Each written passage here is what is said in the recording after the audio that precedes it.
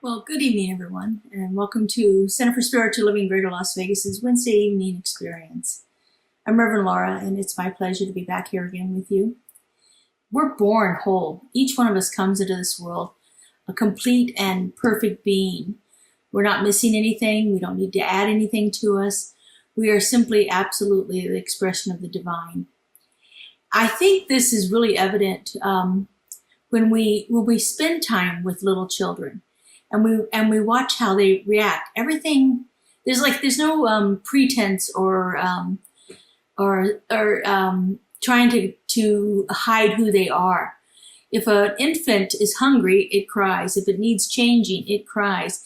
If it's filled with joy, you get the smiles on its face. When it's just sitting there observing the world, you can see that contemplative look on its face. Infants are totally in the present moment with everything that's going on. Their inner expression of who they are is exactly the same as the outer expression of who they are. There's no hiding what they're bringing to each experience. And as children grow and develop, you can see this continue. The spontaneous joy that happens in a toddler when they just get the giggles and the laughter and just like you show them something that a balloon or a piece of candy or a new toy or a puppy, they're like so overwhelmed with joy, and every bit of that joy that they're feeling inside is absolutely present on the outside of their being. You can see it on their face, you can see it in their body movements. Everything is totally aligned. Same thing as when a toddler is upset. We've all seen a 2 or 3 year old having a tantrum because they are so upset. They have just everything about what's going on inside of them feels so wrong with them at that moment that it does nothing but express itself outwardly in exactly what they're feeling internally. But as we grow up, as we develop, we begin to learn that it's really not safe all the time to express ourselves totally 100% what's happening inside with the outside. Now, generally that happens with the things that are not so much the joy-filled things, but more with the things that are problematic in our lives. And we begin to keep that inside and try to put on a happy face so that people don't see it. Because we've learned, through things that society tells children, don't cry, or, be a good girl or a good boy, or, be respectful and all the things that we need to do in a way that doesn't explain what the real meaning is of that, but it's more of a way to stop some behavior that the child is exhibiting in that moment. They're told to do different things or to be something different than what they are because for whatever reason, whatever expression they're showing at that moment, the adult's not happy with it. And so children learn very quickly where it's safe to be themselves and where it isn't safe to be themselves.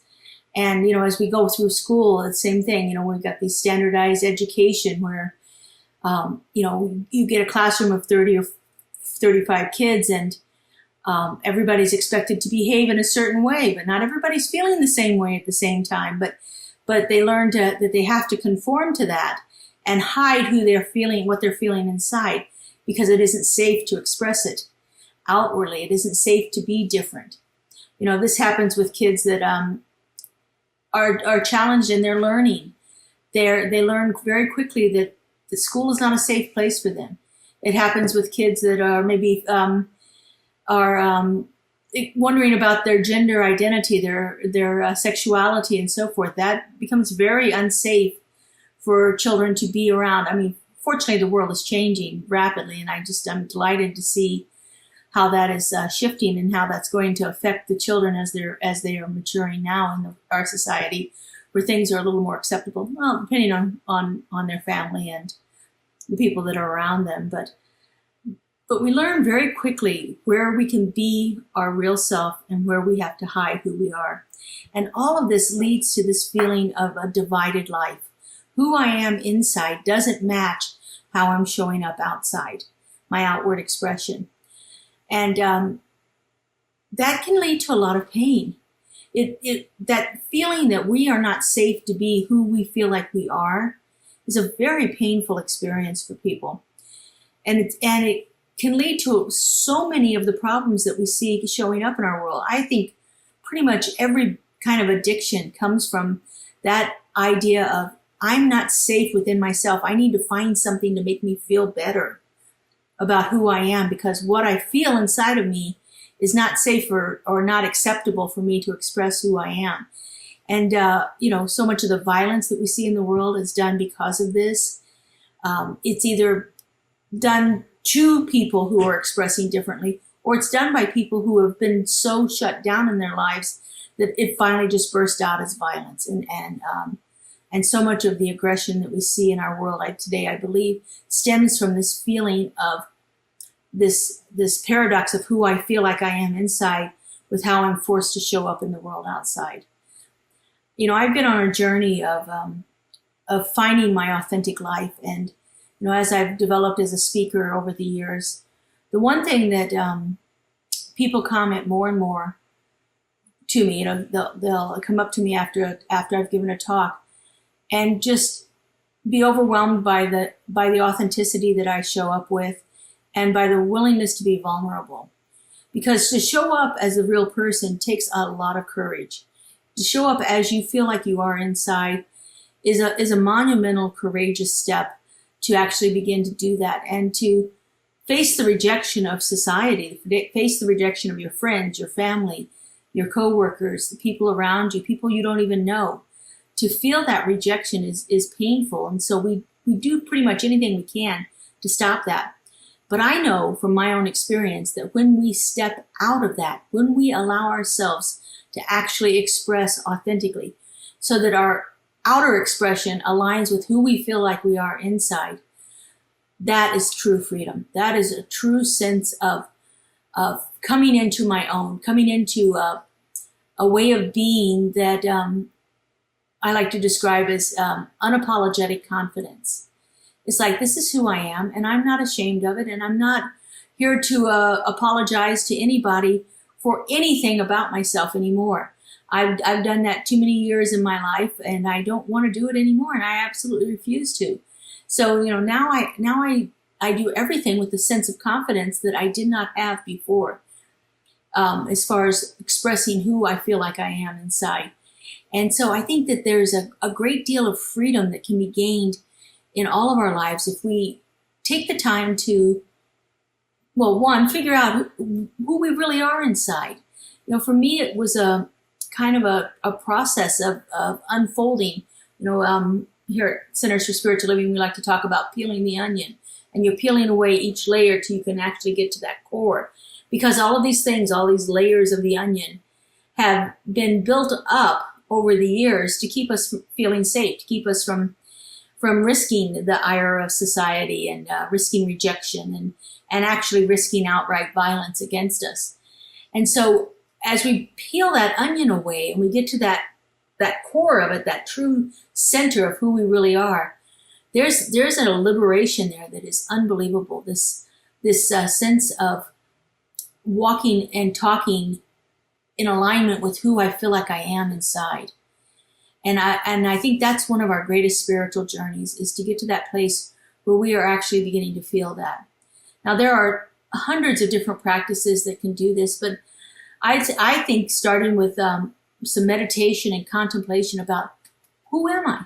Who am I inside? Who is this expression that I show up as here? Who is it? And what am I hiding from the world? What is it I'm afraid of that's going to happen here? And I'm not trying to minimize the fears, because some of the fears are very real.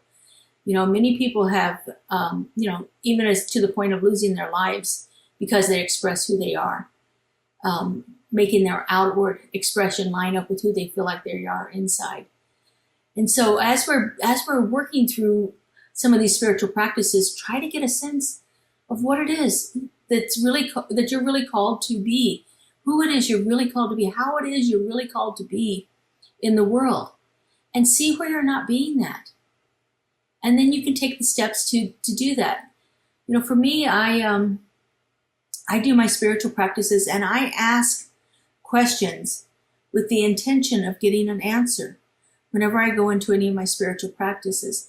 And that, I think, has been more profound. Sometimes, we ask these questions and the quality of the questions can make a big difference. So if we're asking questions like, why is this happening to me? That's a whole different kind of feeling than what's here for me to know. Or how what is my true expression, and how am I to know what that true expression is? It feels a lot different. One of the people I study, Joel Goldsmith, says that you can tell how well you've progressed spiritually by the quality of questions that you ask yourself. So if you're asking those questions that make you feel like somebody's doing something to you, that's a whole different level of consciousness than asking, how can I use this information to affect a change in my life that makes me feel like I'm more in alignment, more congruent with who I am. We have fabulous spiritual practitioners in our movement that will help you work through some of these ideas. If you're not sure, you can talk to one of our spiritual practitioners or our ministers and see what's really happening here. What are the beliefs that are operating in my life right now that I may not be aware of. We call those the hidden beliefs, the things that are active in our lives that have been so deeply ingrained that we're not even aware that they're happening in our lives. And to know the truth for you and to help you move through these processes. All of our spiritual work that we do, reading, contemplation, study, meditation, journaling, prayer, all of the things that we do are about personal transformation. They're about getting us to that place where we feel like we've come here to be that whole and perfect being that we actually arrived on this plane of existence as, and growing back into that. Because like I said, we've had all these layers of things put upon us over the years that have helped us or helped keep it hidden who we are. I've been studying the work of Parker Palmer, and he has a book called The Hidden Wholeness. And that's what it is. Our wholeness has been hidden inside of us. It's there all along. Michael Beckwith says all spiritual growth is about releasing.